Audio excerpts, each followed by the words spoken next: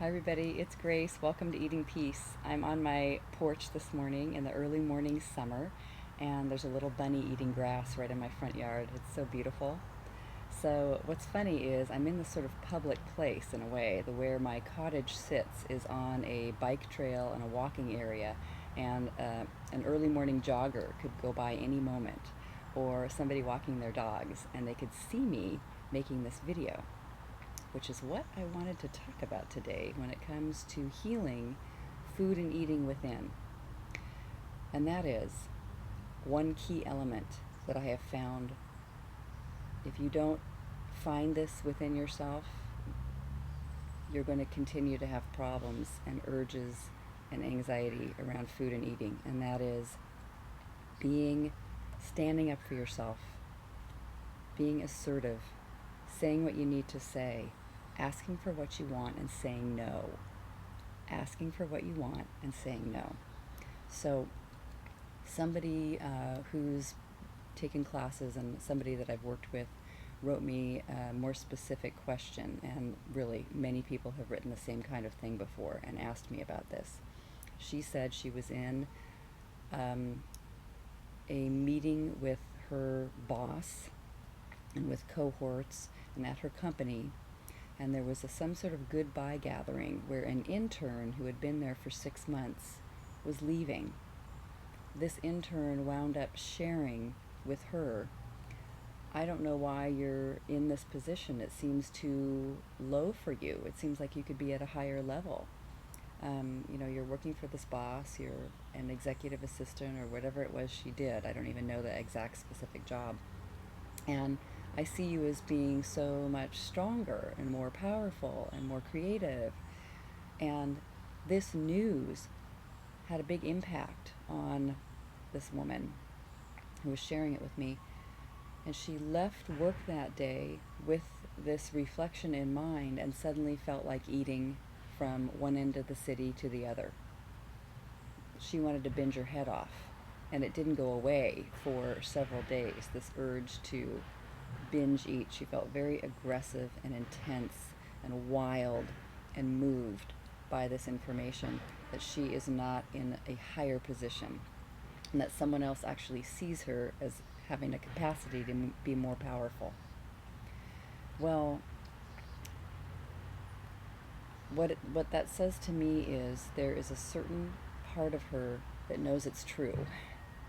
You know, we all have experiences, especially jobs can really bring these to the forefront, where you feel like you want to be compliant or subservient or pleasing, to say yes to things you don't really want to say yes to stay in conversations that you don't really want to stay in. The need to be polite can be overwhelming. It can be deeply trained within you so that that is your automatic response. So you want to make sure you don't ever bother anybody else. Very destructive for the self that wants to say no. Very, very hard on your binging life. You will have trouble with food and eating if you don't address this problem. When I was in my 20s, I felt like the most compliant and hidden person in many ways. I did not want to bring out my own inner bitch, I could even call it. Never let anyone see that. And it's really interesting if you take a look and see why you don't want that to be seen. The terror you have about being rejected or betrayed or judged, that can be very strong and intense fear. The best way that I find to work on this particular issue is to find a person one-on-one who can get to know you. This may need to happen over time. You find a facilitator, you get a coach, you connect with somebody who's a therapist. One-on-one personal contact with somebody is really going to be the best help. Or in a group. You can show up in a group, but it has to be something that goes on for a while, that lasts, so that when you get that urge to escape and not tell the truth and hide your true opinion, you can't. You're supposed to show up the following week, you know. That dynamic needs to happen right there in the session, in contact with somebody. Yes, you could probably do this with a really good friend and say, I am working on this in my life. I want to stand up for myself. I want to say what I really think, what I really feel. When you feel more comfortable with that, you don't have to push it. You don't have to aggressively be some sort of mean girl. I think that's why the movies are so famous, Mean Girls, because they're hilarious. Some people don't like them, but to me they're hilarious demonstrations of this, saying whatever you want to say, right? Just blabbing it right out. We have these images that it's going to be terrible.